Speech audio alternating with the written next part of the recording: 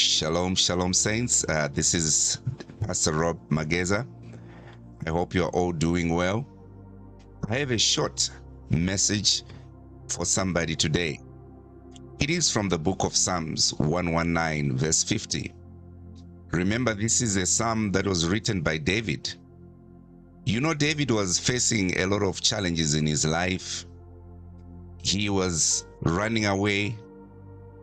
He was persecuted, but he sat down and wrote this scripture. He says, "My comfort in my suffering is this: your promise preserves my life." Let me look at the first part of the scripture. My comfort in my suffering. How can somebody be comfortable in their suffering? Meaning that there is a solution to your suffering. There is something that David would look at and it would comfort him. What is it that was comforting David? Your promise preserves my life. The promises of God upon his life preserved him. Otherwise, he would have died. He would have lost his mind. He would have lost his life. But something preserved his life. It was just the promise of God. That is what you and me are supposed to look at.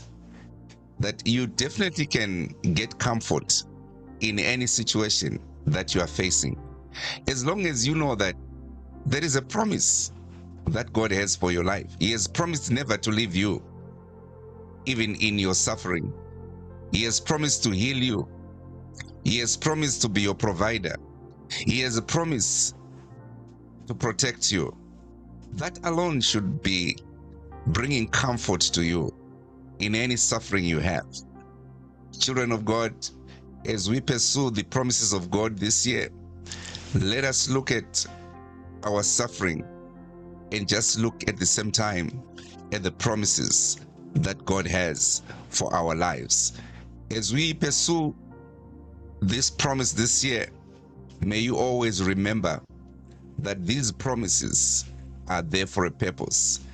They may not be with you now, but I want you to look at what God has promised, because God never lies. That should give you so much comfort. It is comfort which is more than medication. It's comfort which is very important. May the Lord bless you. Till we meet again. Shalom. Shalom.